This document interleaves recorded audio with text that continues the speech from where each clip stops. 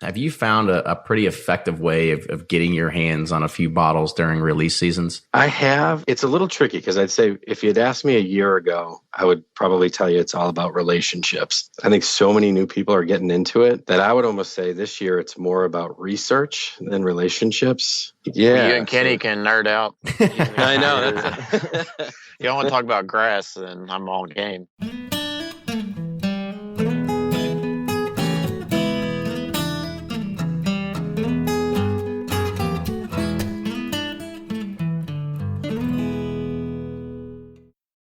Always find what you love at Total Wine & More. With so many great bottles to choose from at the lowest price, it's easy to find your favorite Cabernet or a new single-barrel bourbon to try with some help from one of their friendly guides. And with every bottle comes the confidence of knowing you just found something amazing. With the lowest prices for over 30 years, find what you love and love what you find only at Total Wine & More. Curbside pickup and delivery available in most areas. Visit TotalWine.com to learn more. Spirits not sold in Virginia and North Carolina. Drink responsibly and be 21. Do you ever pour yourself a bourbon, swirl it around, and then start struggling to come up with tasting notes? And perhaps you're also looking for a good Father's Day gift idea. Well, you can now solve both with a kit from Knows Your Bourbon. And unlike other nosing kits on the market, Knows Your Bourbon kits feature real ingredients for the most authentic aromas. You can smell real Tahitian vanilla bean instead of some synthetic aroma that's just made from chemicals. So head on over to knowsyourbourbon.com and enter code BP10 for 10% off your order. From their bar to yours, Chad and Sarah of the popular YouTube channel It's Bourbon Night bring you their favorite at-home old-fashioned mix with the new Elemental Elixir's Golden Hour Syrup. It's a custom-made syrup with notes of bold black tea, warm spices, and orange zest. All you need is your favorite whiskey and ice. No bitters needed.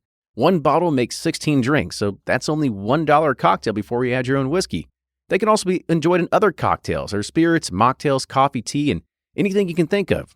It's crafted locally in Lexington, Kentucky, and you can get your bottle now at whiskeyambitions.com. Play Whiskey Wednesday, Round 11, the memory game. Until June 26, each week you can win one of our 12 incredible grand prizes. Select 2 doors at checkout. And if they match on drawing night, you'll win that bottle. Not a match? No worries. You still score a Weller 12-year. Every $5 ticket gives you 5 chances to win, including 4 weekly bonus prizes. Get your tickets now at give270.org. Charitable Gaming License ORG 0002703. Ed Bly and Rising Tide Spirits are back again with a new release of Old Stubborn Bourbon. And this release of Old Stubborn is a premium hand marriage of 10, 11, and 12-year cask strength, barely filtered pot still bourbon. It comes in at a staggering 123.8 proof. And the flavoring grain for this one, which the last one was wheated, but this time it's now rye. Rich, sweet, and bold with a long finish that's sure to be another eye-opener. You can order online at Sealbox or thebourbonconcierge.com. And you can even purchase in person at Revival Vintage Spirits, and even now with very few select stores in Kentucky. You can get it now while you can, but be sure to do it because it's not going to last long. And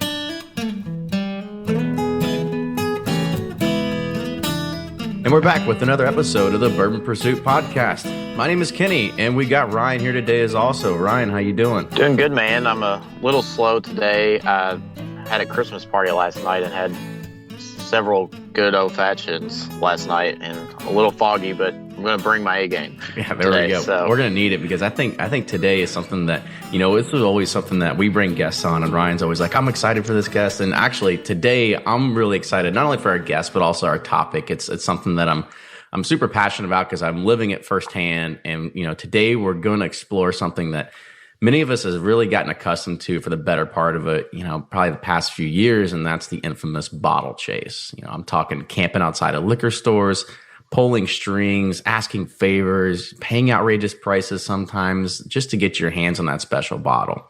And for any of our hunters that are actually out there, if you didn't know, one of our past guests, Dixon Dedman, who's part owner of Kentucky Owl Bourbon, they released some new info on their website of KentuckyOwlBourbon.com. And if you go in there, you see recipes, and they've actually said that there's going to be a December release. And within that December release, there's going to be 3 barrels, and that's going to be 3 different releases. So odds are it's going to be really hard to get your hands on all 3, I guess you'd say, varieties. but there's going to be 3 of them. There's red, green, and blue ink. Each individual barrel has their tasting notes, and they're all different. And it's going to be only released in Kentucky, so I guess keep your eyes peeled for that one. Yeah, I'm excited for that because I've really enjoyed the first 2 releases. So I'm interested to see how these go. Yeah, I mean each barrel yields about on average 200 bottles. It's a younger age bourbon. I think it's only about probably anywhere between 3 to 4 years. So it's not entirely old, needless to say, but it's I think it's still going to be tough to get your hands on. The first 2 releases, like I just got lucky on the second one. I just walked in and they're like, "Yep, got one more left. Here you go." And, yeah. But yeah, it's been tough to get it anywhere around here. So I'm sure it'll be the same as always. Yeah, this bottle chase, Kenny's like crazy about this shit. Like going and camping, and like I'm okay with just walking in and like stumbling upon stuff. And Kenny takes it to another level of camping and chasing and hunting down the secondary market. So I lived through Kenny on this, so I'm excited to talk to our guests too about this whole different world of bourbon passion. Yeah, I feel like it's like a tell-all story. We're getting ready to reveal all of our secrets or something like that. So it's kind of like opening the kimono up. Yeah, exactly. So, so let's go ahead and we'll introduce our guest. So today we have Erik. Erik runs the Twitter handle for Bourbon Season. So Erik, welcome to the show. Thanks for having me, guys. So before we kind of talk about what you do on Twitter and what you do about bottle chases, tell us about your love affair with bourbon. Like how did you get into it? Sure. So mine might be a little bit different. I actually grew up outside of Boston, and up here it's more Irish whiskey. So I'd say when I was younger, I was probably around Irish whiskey like Jameson, that sort of thing, more than bourbon. We actually didn't even hear about bourbon all that often. And then I went to Tulane, and I got down there, and all of my friends down there drank bourbon and Coke. And so I guess my first exposure, I have a really strong memory of, there's this bar down there a little off campus called The Boot. But I remember going into The Boot and trying bourbon and Coke and loving it. And sort of been with bourbon ever since. So tell us a little bit about your Twitter handle and what you do as a part of that as well. So the handle is @bourbonseason, just one word. I've also got a website, bourbonseason.com. But for the most part, I'd say probably most of what I do is through Twitter. It started with me really starting to just kind of tweet out tips and tricks that I had heard about hunting sort of allocated bourbon. And now, pretty regularly I go on there. If I know about a lottery that's happening or a release that's happening or maybe even some dates, I go on there and just share them. And sort of over time, I've built up a little bit of a network where people give me some information to share, and so I'll forward that along through Twitter as well. I've noticed that at least from if the people are out there and they go on Twitter, if they look really hard enough, and you look on the iPhone App Store, there's a thing called Pappy Tracker. But Pappy Tracker seems like they really are trying to monetize it, and they don't put a whole lot of stuff out there pretty regularly. I think you have more tweets and retweets of different places around the nation that are doing raffles for their Pappy or BTAC or anything like that more than they do for an app that you have to pay for. So I think it's really good that you're sharing that information for those people that may not know about all the different liquor stores that have Twitter handles out there. I appreciate that. So the original idea behind it was just sort of to share what I knew so that other people could sort of ramp up quicker. And it's not my day job. It's more of just a passion for me. So it's not monetized in any way. What I tweet about is my own. And I hope people are getting value out of it. So we know all about that, all monetization. Yeah. Doing it for free, just doing it for the love of stuff, right? Yeah, which is great though. It's great. Also, because I guess there's a lot of different ways that you can go about trying to get these allocated bourbons. Have you found a pretty effective way of getting your hands on a few bottles during release seasons? I have. It's a little tricky because I'd say if you'd asked me a year ago, I would probably tell you it's all about relationships. There used to be a pretty easy formula. You find out what stores sell it. You go in, you place a custom order with the store. They recognize your face, and you sort of start a relationship that way. You shop there as often as you can, and then at the end of the year, you put your name in and you get a bottle. I would say up until maybe the end of last year, I would have said that's the way to do it. This year, it's totally different. I think so many new people are getting into it that I would almost say this year it's more about research than relationships. And so I think the guys that are really doing well at bourbon hunting this year are really just kind of looking at information. And there's 4 things that I think people are getting. They're starting to develop these big lists of which stores sell it. They're sort of investigating the stores to see who charges, high prices versus normal prices. They're finding out how each of the stores sell. Is it like a handshake? Is it a lottery? Is it a lineup up front? And then lastly, they're spending a lot of time to find out the actual date and time that store that pulls up and delivers the allocated stuff. And I think the guys that you see, sort of on the internet that are posting all of these bottles, they have all that information, and they sort of put it together in a formula so that they know where to show up and when. They put their name in 50 lotteries, not 2. And so this year, I think with all the hype, the guys that are really getting, almost guaranteed to get the bottles are the guys that just put in that much effort, to sort of to put together the formula where they can get a bottle, right? Kind of play the odds. Yeah, I think we've all kind of seen that happen. Yeah, you're right. I think the whole relationship thing, that's pretty hard to come by because it's gone out the window. And not only that is, you go into some stores and they say like, I'm going to save this stuff for my quote unquote like best customers, and that's great. I completely agree, and I think they should. But how do you become that best customer? I know a few stores here in Louisville, and I've talked to them before, and they're like, my best customers spend upwards of $2,000 a month at my store. And I don't know. I don't know about you guys, but I can't compete with that, right? I mean, that's just up above and beyond. I'd have to be drinking. I can't even drink that much booze, and I drink a lot. Yeah, I mean, and that's the reality. I think you can. The guys that are at that level are either representing corporate accounts or they're these big cost plus shipping guys who'll go in and clear out a shelf and sort of ship it to all their friends across the country. They're guys that are spending thousands and thousands of dollars. And I think a mistake that a lot of sort of new bourbon hunters make is they go in and they end up sort of feeling like they're obligated to buy something, and they buy a $20 bottle, and then the next week they go back and buy another $20 bottle, and they end up going broke on these $20 bottles, thinking that they're becoming a good customer. And the reality is they're not even in the same league. But I will say, if you're nice, and if you build a legitimate relationship with the customer, with the store, you may not get Pappy, but you probably could get some of the tier 2 stuff that comes out. And at the very least, definitely be able to use that relationship for information. They'll tell you when it's coming out. Yeah, one way to not get any Pappy is just to go in there and ask for Pappy without that. Because one of my friends here lucked out, and he goes to a store quite a bit and buys a lot of wine. He has a real estate business, and some guy comes in there and goes, "You got any Pappy?" And then the guy's like, "No, of course not." And but then he walks out and he goes, "I hate people that come in here and say they want Pappy and they don't ever buy anything.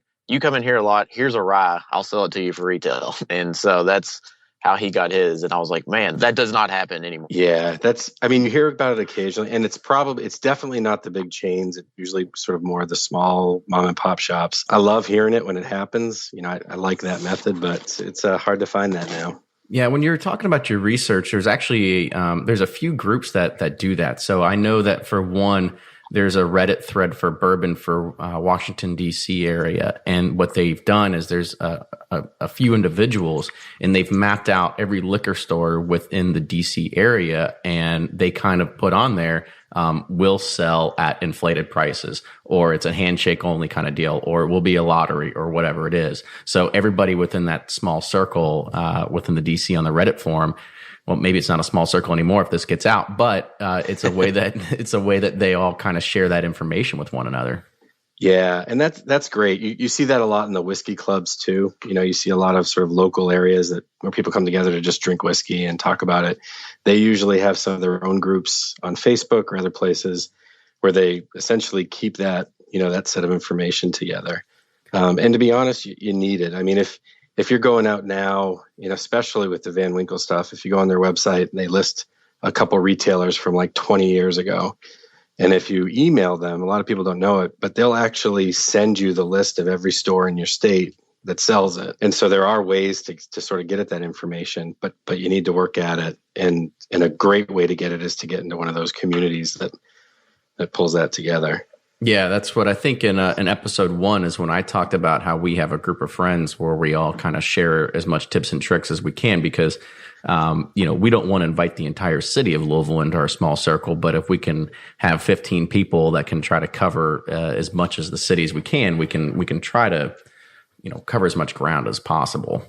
Yeah, and that's a great idea. So I guess have you seen anywhere else in the country? I know it's crazy here in Kentucky, and it's northern Kentucky and Cincinnati area, even in Alabama, because I was there. But any other places that you've seen where people are camping out like crazy for this stuff? You're actually seeing less and less of it, because I think the stores that used to do sort of the first come, first serve are getting such negative sort of feedback from the people who don't get the bottles that they're starting to switch to lotteries. So we're even up around Boston, the stores that people used to camp out on switched over to lottery systems this year. At least me personally, I hate lotteries because I have the worst luck and I'll end up never getting anything. And that's happened to every single one. So I'm more inclined to camp out to help guarantee myself something.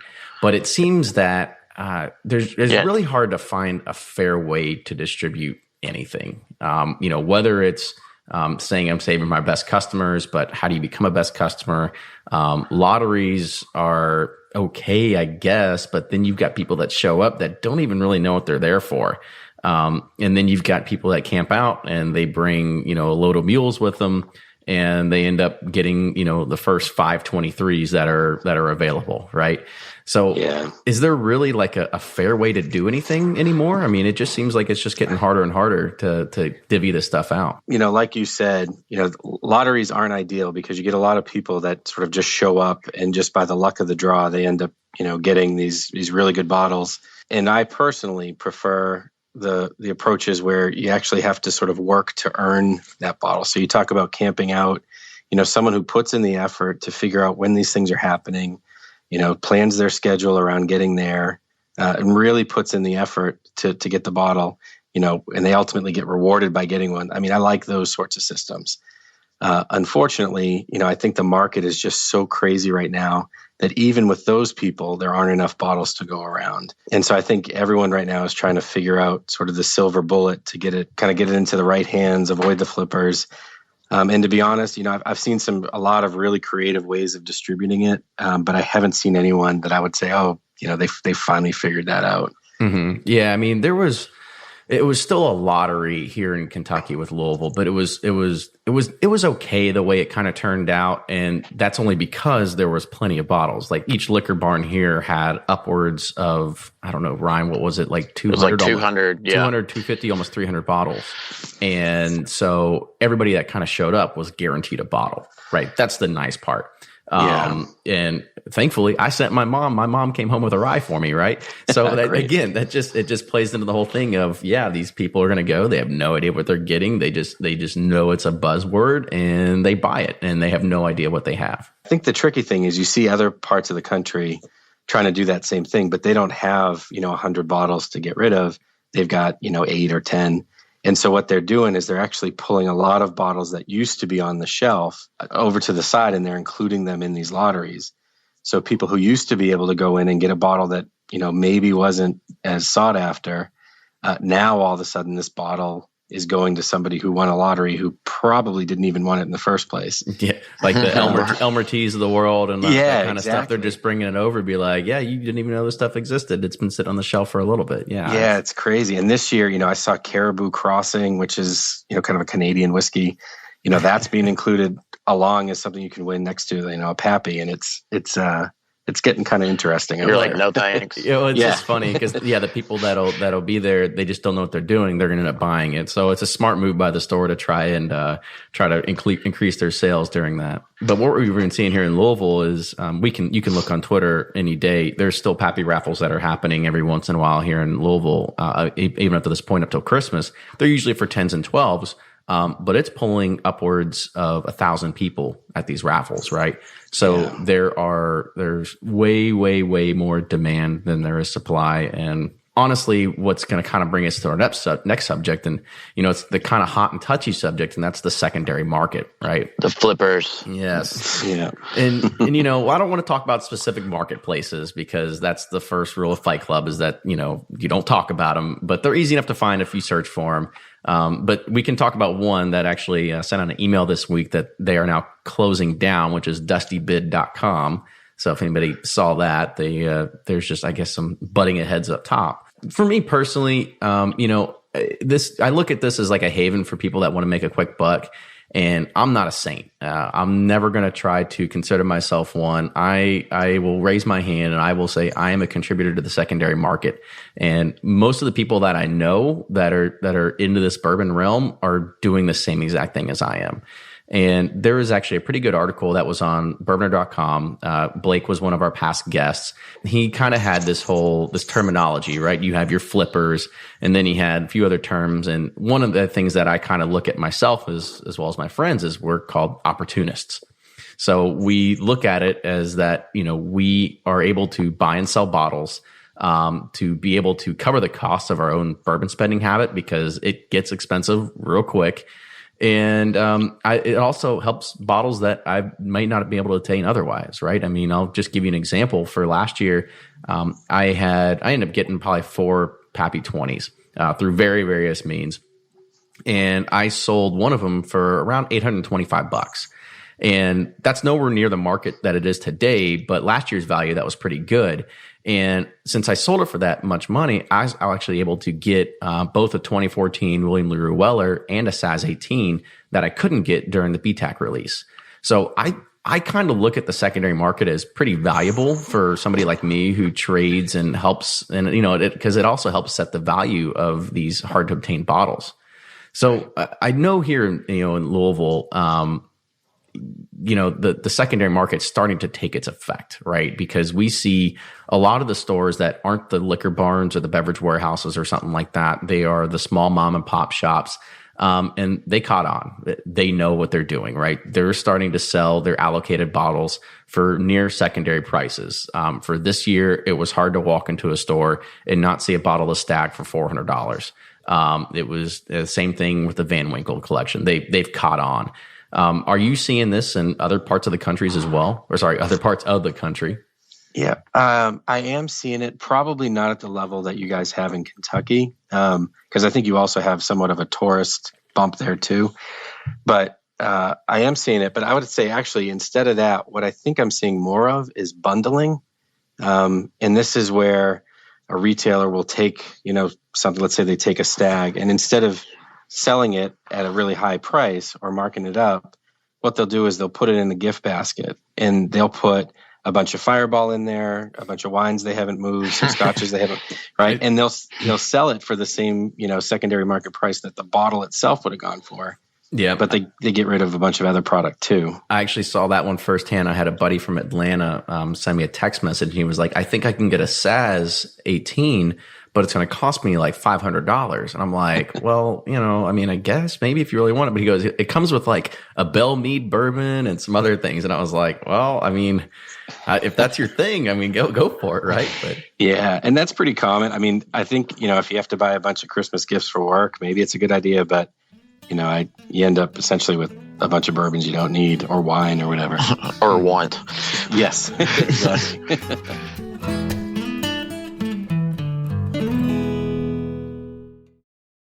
If you're anything like me, then you can't get enough about bourbon. And that's why I'm a subscriber to Bourbon Plus magazine.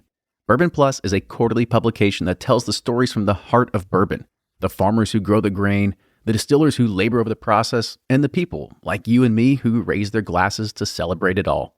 Subscribe to Bourbon Plus magazine today at bourbonplus.com, that's PLUS.com, and use code PURSUIT at checkout for $5 off your subscription. Shopify's already taken the cash register online, helping millions sell billions around the world. But did you know that Shopify can do the same thing at your retail store? Give your point-of-sale system a serious upgrade with Shopify. Shopify's point-of-sale is your command center for your retail store. From accepting payments to managing inventory, Shopify has everything you need to sell in person. And with Shopify, you get a powerhouse selling partner that effortlessly unites your in-person and online sales into one source of truth. Track every sale across your business in one place and know exactly what's in stock. Connect with customers in-line and online. Shopify helps you drive store traffic with plug-and-play tools built for marketing campaigns, from TikTok to Instagram and beyond. And get hardware that fits your business. Take payments by smartphone. Transform your tablet into a point-of-sale system, or use Shopify's point-of-sale Go mobile device for a battle-tested solution. Plus, Shopify's award-winning 24/7 help is there to support your success every step of the way. Do retail right with Shopify.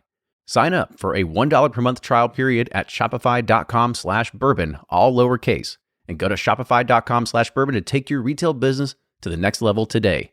Shopify.com/bourbon.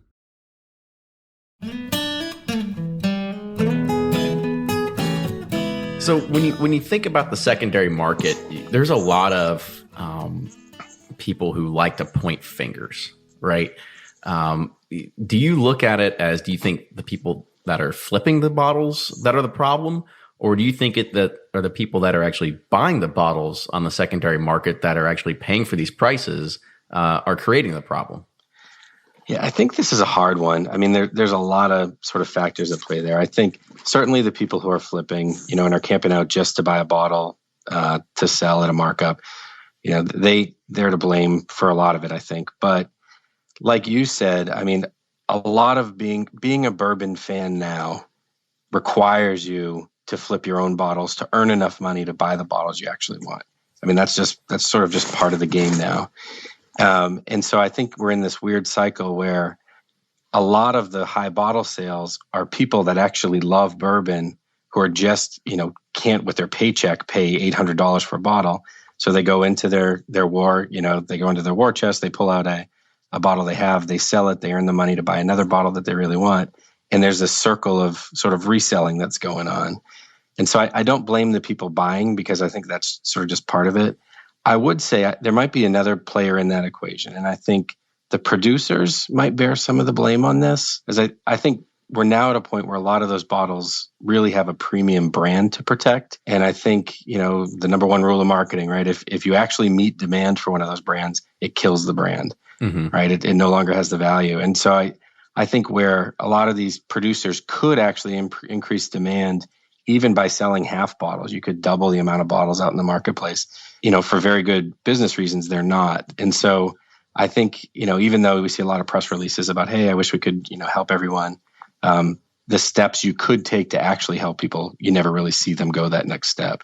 So I would almost put some of the producers and maybe the distributors who use these bottles to drive sales, I would probably put a little bit of the blame on them too. I agree. There's always those email releases that come out, and of course, like this year with both with BTAC and Pappy from Buffalo Trace, right? It was like everything's much lower than we anticipated. Like there was only a gallon in our Pappy 23 barrels. Like nobody, there's nobody really knows if there's any truth to that, right? It's very hard to kind of put somebody in a polygraph test and say, is this really happening? I think you're totally right that they do have a brand to protect. There was actually a pretty good conversation that I saw, and they said well, if Buffalo Trace really wanted to, they could potentially release upwards of 20,000 bottles of Thomas H. Handy. Like they have that capacity that they could do it, right? Because it's barrel proof baby size. They've got thousands and thousands of barrels of it, and only ages about 6 to 8 years. So they could do it, but in terms of not diluting the brand, they're not going to. Right. And I get that, and I think, even with the low sort of yields from the barrels, right now everything's being sold as a $750 full bottle. You could sell everything as a $375 and twice the population would get it. Right. And I think the reality is a lot of people who buy bottles are really buying the bottles just to taste it. There are tools in place where they could sort of deliver against the demand. But like you said, I think, it's a business, and I'm sure there are people making decisions about that at Buffalo Trace and other places. Mm-hmm. So I have to ask, and I'm sure all the sentiments are the same. And I sort of mildly get pissed off when I see the infamous crotch shot of a bottle sitting in somebody's lap in their car when they just got it out of the, they're in the parking lot. They just got it from the liquor store that they just scored from, and they're asking for hundreds, if not $1,000 more than what they paid for it. What do you feel about that? I feel like, can't you just wait the 10 minutes to just get home and then take a picture of it to try to flip it? I know. It's ridiculous. I mean, that, and I'd say almost as irritating as the people who go into the enthusiast communities and, put up a bottle and say, hey, does anyone know how much this is worth? Yes. Oh, yeah. I mean, they're just out there fishing, right? They're fishing for answers instead of just doing research and homework. And it's back to this whole thing of lotteries. Maybe just people get bottles and they have no idea what they're doing with it. And also, back to what you're talking about with the distributors and holding bottles and stuff like that. We hear stories of all the times of people that for liquor stores to be able to get their allocation of Pappy, a distributor will say, you've got to buy like 20 cases of Skinny Girl Margarita to be able to get yourself anything, right? Quote unquote, that's supposed to be illegal, but it may or may not happen. You also see people on these forums, and there has to be something that is going on behind the scenes. You see people in these forums, and they're selling full verticals of BTAC and Pappy, and they've got like 2 or 3 of them. To be able to get that, like there's no way somebody just walks into a store and pays that retail and walks out. So there has to be something that's happening behind the scenes. So sometimes it's either store owners or distributors or something is happening that is feeding this market frenzy as well. It's exactly what you just said. I think at least the cases I know of, it's a store owner who just takes their entire allocation and sells it on secondary. Also restaurant owners, right? Restaurants, especially this year, got some pretty good allocations. And some of those guys will take it and sell it on secondary or give it to their brother-in-law, who then sells it on secondary. So I think most of those big bottle grabs, they aren't guys like you and I who just had a good day. They're guys who have an actual connection to the industry. Yeah, and I mean, even with restaurants, like, how do you feel about some of the restaurants? Because we even see it here in Louisville. There's a few places that have a fantastic bourbon selection, but they're price gouging. Like, there's no ifs, ands, or buts about it, right? I mean, it's like $200 for a 1 ounce pour of Pappy 23. So, what do you feel about like restaurants? It's an expensive piss. Again, yeah. Yeah. I mean, it's nuts.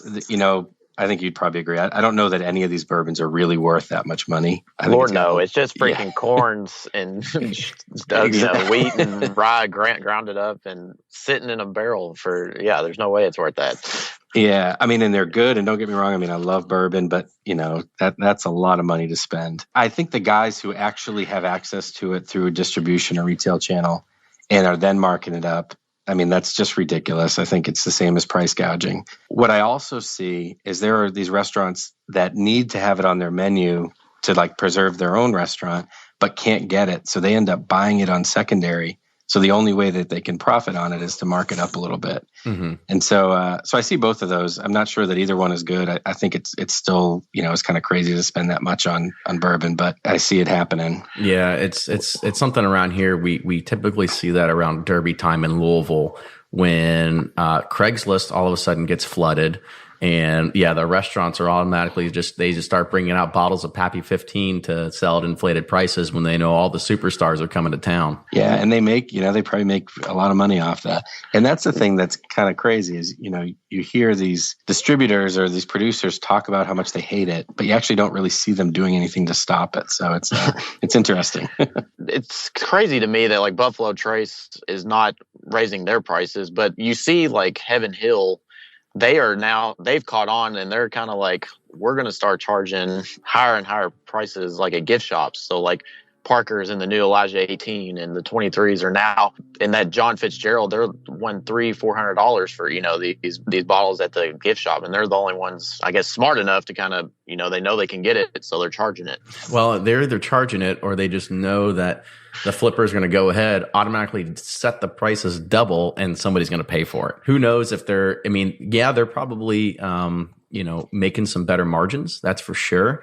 But I don't think they're really capitalizing so much on the secondary market. I think they're just capitalizing more on the bourbon industry trend. I do think it's crazy that they haven't raised the prices. But I mean, you hear rumors about potentially making money in other ways, because if someone like Sazerac can use this as a carrot for a store to buy a bunch of other stuff, they're still making money. They're just making it on a different product. We talked about Buffalo Trace. We talked about Sazerac. We talked about secondary markets. And this week, Buffalo Trace sent out an email. If you're on the Buffalo Trace mailing list, since it's the Christmas season, they receive loads of emails inquiring about like secondary market prices because they're going to buy it as a gift for somebody or something like that. They flat out said they recommend nobody buying anything on the secondary market because you can't trust who sells it. There are counterfeit bourbons out there because you can take a Pappy Van Winkle bottle buy it off of eBay or a George T. Stagg bottle and re-shrink wrap it and make it look as close as you can. And not only that is for people like me that I'm guilty of it, right? I mean, it's illegal in most states to sit there and try to trade or sell alcohol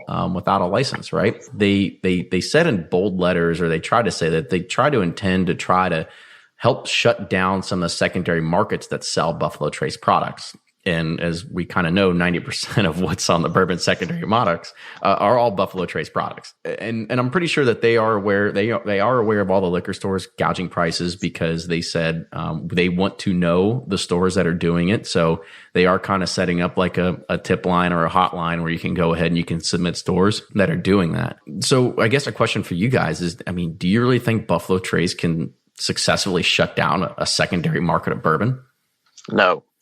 I agree. Well, I think it's just PR. They're not really doing anything about it. I mean, this is great for them because it's, like you said, it's building their brand. And I mean, Pappy's like the most well-known bourbon out there. It's good for them. So why would they stop it? I'd say the same thing. Like I said, I think their brand needs a secondary market to make it seem, so valuable. And so I don't know that from a business perspective, they benefit in any way if the secondary market goes away. I agree. I think it's PR. I would also say it's a little surprising because last year around this time, there was a lot of sort of internet traffic about stores that were price gouging. And we were all sort of reporting it to Buffalo Trace, sort of the Van Winkle family. I remember that. It was a hashtag Pappy shaming. Yeah, exactly. And Pappy shaming. Yeah. That's funny. And because we heard the same thing. We heard that they cared and they wanted to know, and never heard back. And then this year, all those same stores got allocations again, and they all are selling at the same thing. So I think it's a good news story. I think it's it's good to say that they don't like it. Do they really, are they going to invest money and time to shut it down? I'd be surprised if they did. Yeah, I'm kind of the same way. You look at it, I mean, there's going to be a secondary market for anything that's hot, right? I mean, there was for Beanie Babies, there was going to be for anything, right? And if history proves itself, you look at anything out there, if you try to shut down one avenue, two more are going to open up. That's just how it works. We can see it even from, we'll just talk, it's something that's, kind of a hot topic right now, like Syrian refugees, right? Like people they're trying to get out of there. If you try to shut down a border, they're going to go find a different border to go through. It's going to happen. Like there's just no way it could ever be stopped. So I just don't think that's going to have any effect on it whatsoever. However, I would like to have some sort of effect on retailers or restaurants that are price gouging. I would much rather like to see more people try to take that in a fair kind of sense. Yeah, and I think you might see a little bit of that, but I think the tricky thing is some of these stores that are price gouging actually move a lot of product for these companies, and so I think if you do see them take action, you'll probably see it happen against the smaller stores. I'm not sure that they would actually sacrifice sort of a revenue channel to take action. I think it's a shame when a store gets a bottle, especially in the 3-tier system where the only way a customer can get a bottle is through a store. And if that store, kind of violates their role in that path by marking it up, I think that's a shame. Mm-hmm. And just so anybody out there that wants to ask, because people ask me all the time, they say, well, isn't that illegal? No, it is perfectly legal for them to mark it up. It's the 3-tier distribution system. You have the manufacturer. They set the MSRP that the distributor buys it from. Then the retailer buys it from the distributor. The retailer then actually owns it, and they can set whatever price they want. We're kind of coming up on the top of the here, and I this has been a great topic to kind of talk about. And I just want to put a little bit of a PSA out there for anybody that is finishing bottles or anything like that. If you want to, and do yourself a favor and do everybody else a favor to help stop the spread of counterfeit Pappy bottles and BTAC bottles, break your bottle after you're done drinking it, or put it in a box and never open it up. Or there's actually a pretty cool thing which you can do is you can actually go online and buy these silvering kits, and you can kind of like put like a mirror inside the bottles. If you go and just Google silvering kits for liquor, it's actually pretty cool. Because what happens is people go, and it's very tempting, don't get me wrong, it's very tempting to go onto eBay and put a bottle of Pappy 20 on there that's empty with the bag and tag and get $80 to $100 for it. But it's definitely people buy those and they just put some swill in there and they re-shrink wrap it and they go and they sell it. Because I got a text message from somebody that was in New York one time, one of my buddies from Kentucky, and he was like, I see a bottle of Pappy 23 on the shelf and it's for or it was like $189. And I'm like, dude, first off, there's no way that it's $189. And B, like, it's May. Like, you're in New York. They don't get any allocations. There's no way a bottle is sitting in New York for $189 right now. It does happen. It is out there. So do yourself a favor and break the bottle or do something with it. Don't try to sell it on eBay, because those things do happen. So we'll finish it up, and I'll ask you you guys just a quick question. Do you guys believe there is such a thing as bourbon karma? Yeah. Sure. Yeah, I certainly do. I mean, I think a lot of just me trying to help the community, I feel like it has come back. Even this year, I had put my name on a list, I don't know, 3 or 4 years ago, and forgot about it, never got a call. And this year, out of the blue, I get a call from a store owner that says they've got a bottle for me. So I do think there is bourbon karma. And I think if you're putting more good stuff into the community than you're taking out of it, it comes back and rewards you. I believe in it, but I have yet to receive its benefits yet. But hopefully one day. You might have to just give more than you receive. my bourbon karma, it was given to you when I told you about Pappy at Party Mart, and they gave me a 12 and they gave you a 20 right after me. Yeah. That's when I had my awesome beard back then, and I was pretty good friends with the guy that had a beard, and we kind of had this like beard relationship. I got a beard too. Well, good deal. So, Erik, it was a pleasure having you on the show today. If people want to get in contact with you and follow you on Twitter, how do they do that? Yeah, the best thing is just go ahead and contact me through Twitter. You can send me a tweet or follow me on the Bourbon Season on Twitter. Well, awesome. This was a great show. It's something that is near and dear to my heart, because I love being able to get my hands on bottles that I can't get. It's something that I always like having to add to the collection. And if I have to get rid of something, then so be it. So, Ryan, why don't you go ahead and close us out? Yeah, and I'm glad that you do it too, so I don't have to wait in line and do all this crazy shit, and I can just taste yours. And but no, appreciate it, Erik. That was awesome. A lot of good info. It was an interesting topic, and hope everybody enjoys it. Thanks a lot, guys. Yeah, no problem. So if you like what you hear, make sure you subscribe to us on iTunes. You can follow us on Facebook, Instagram, and Twitter at Bourbon Pursuit, and we will look for you all next time.